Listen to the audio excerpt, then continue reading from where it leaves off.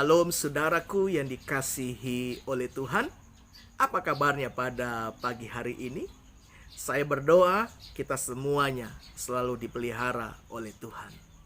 Setelah tadi kita memuji dan memuliakan Tuhan dan menikmati hadirat Tuhan bersama-sama, tiba saatnya saudara kita akan merenungkan kebenaran firman Tuhan.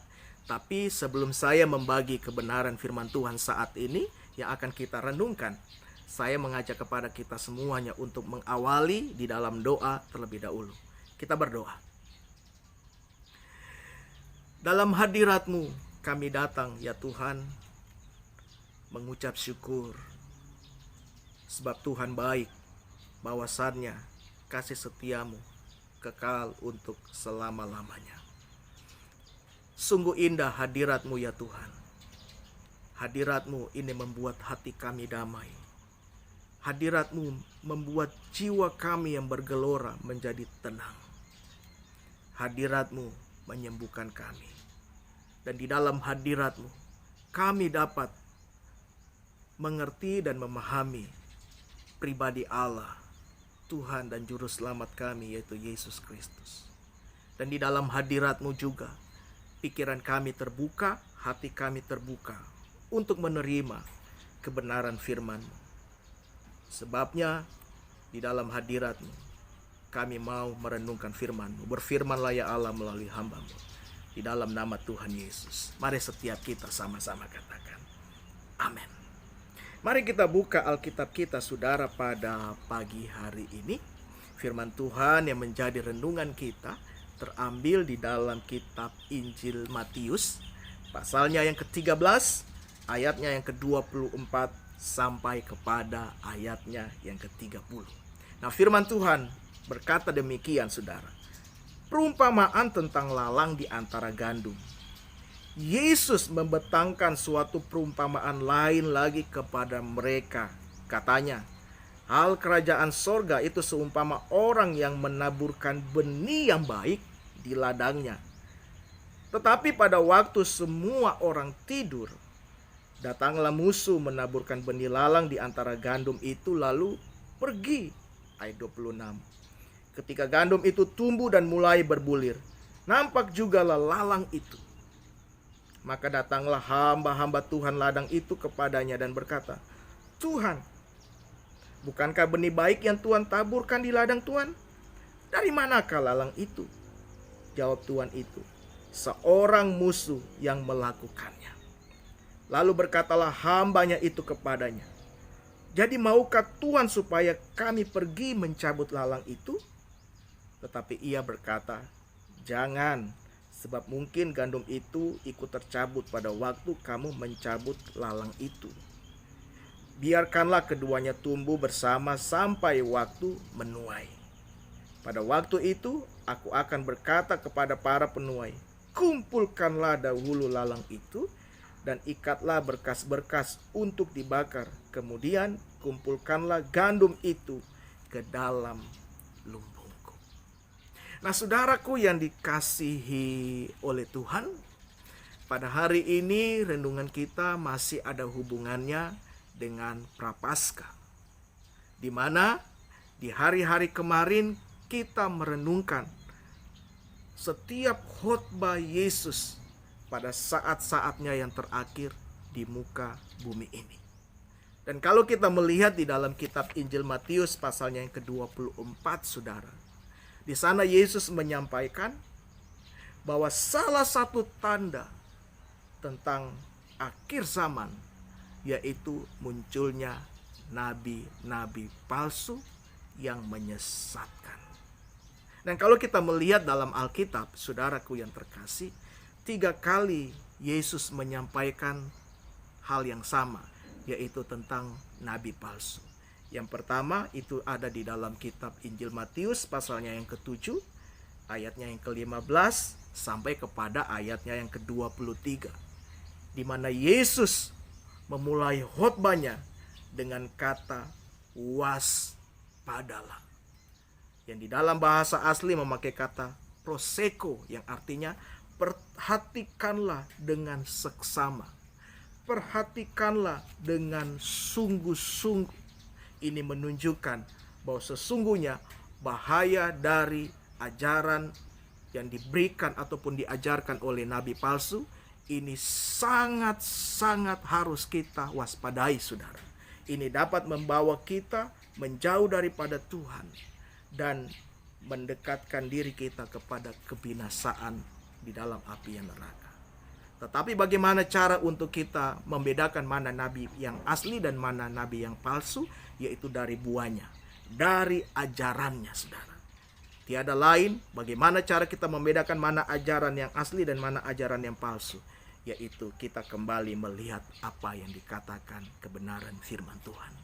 Kitab 2 Timotius pasalnya yang ketiga ayat yang ke-16 menuliskan, segala tulisan yang diilhamkan Allah memang bermanfaat untuk mengajar, untuk menyatakan kesalahan, untuk memperbaiki kelakuan, dan untuk mendidik orang dalam kebenaran. Di dalam bahasa asli, mendidik orang dalam kebenaran, ini memakai kata begini, paideia hoen dikausune. Paideia hoen dikausune. Training in righteousness. Mendidik orang di dalam kebenaran Tuhan yang seutuhnya. Itu hal yang pertama. Yang kedua, saudara, Yesus menyampaikan tentang ajaran palsu ini dalam bentuk perumpamaan, yaitu perumpamaan tentang lalang di antara gandum. Mulai ayat 24 sampai kepada ayatnya yang ke-30, saudaraku yang terkasih. Di sana kita mendapatkan sebuah perumpamaan, sebuah cerita yang dibentangkan oleh Yesus, di mana di dalamnya ada 3 tokoh. Yang pertama, tokoh pertama, yaitu pemilik ladang yang menaburkan benih yang baik. Amin, saudara. Yang kedua, tokoh yang merupakan musuh yang menaburkan benih ilalang. Dan yang ketiga, yaitu hamba-hamba Tuhan, si pemilik ladang. Si tokoh yang kedua pasti memiliki maksud dan tujuan kenapa dia menaburkan benih lalang. Tentu maksudnya adalah untuk merusak setiap ladang yang ditanami oleh si pemilik Tuhan tersebut. Karena ada benih asing yang ditabur selain benih gandum. Supaya begini, supaya waktu bertumbuh yang asli dan yang palsu itu tidak kelihatan pada awalnya, tetapi ketika bertumbuh akan mulai kelihatan. Tujuannya adalah merusak, saudara. Nah, ini gambaran tokoh kedua yang dikatakan firman Tuhan yang adalah musuh. Ini adalah gambaran dari para nabi-nabi palsu, rasul-rasul palsu, pengajar-pengajar palsu, hamba-hamba Tuhan palsu yang mengajarkan suatu ajaran yang tidak sesuai dengan kebenaran firman Tuhan. Amin. Ini patut kita waspadai. Sebagai orang yang percaya, saudaraku yang terkasih, dalam hidup kita, kita mesti kritis. Amin. Kritis membaca, kritis untuk menelaah setiap apa yang kita dengar, ajaran yang disampaikan, mungkin itu di mimbar kah, mungkin itu di media kah, baik itu media online, baik itu media elektronik, baik itu televisi, radio. Kita mesti kritis, saudara. Bukan hanya kritis saja, kita pun juga mesti bergaul terus dengan firman Tuhan, yaitu dengan cara kita membaca dan merenungkan setiap apa yang dikatakan kebenaran firman Tuhan. Tidak ada cara lain, saudara, untuk kita dapat membedakan mana ajaran yang murni adalah firman Tuhan dan mana ajaran yang tidak sesuai dengan kebenaran firman Tuhan, selain dengan kita baca dan kita terus meneliti, kita terus merenungkan, kita terus menekuni dan menghidupi setiap apa yang dikatakan kebenaran firman Tuhan.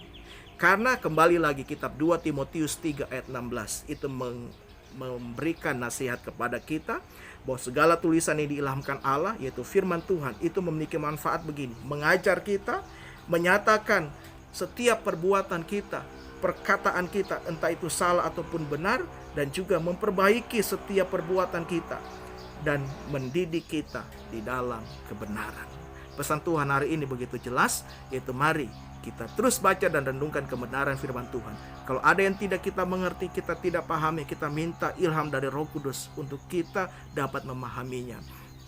Dan kita minta bantuan dari orang-orang yang bergaul terus dengan firman Tuhan, mendedikasikan dirinya untuk menggali apa yang menjadi kebenaran firman Tuhan, yaitu hamba-hamba Tuhan yang memiliki motivasi yang murni, yang hanya untuk melayani Tuhan. Saya berdoa setiap kita tidak termasuk golongan orang yang tertipu oleh ajaran-ajaran yang tidak sesuai dengan kebenaran firman Tuhan, tetapi kita tetap tinggal dalam kebenaran firman Tuhan. Hidup kita tetap berkenan di hadapan Tuhan sampai Dia datang kedua kali. Dia mendapati kita tetap berkenan, dan kita termasuk golongan orang yang memperoleh bagian di dalam kehidupan yang kekal. Mari kita satu dalam doa. Terima kasih buat firman yang kembali hadir bagi kami. Berkati setiap orang yang percaya yang menyaksikan program ini di dalam nama Yesus. Haleluya. Mari setiap kita sama-sama katakan amin. Tuhan Yesus memberkati kita. Haleluya.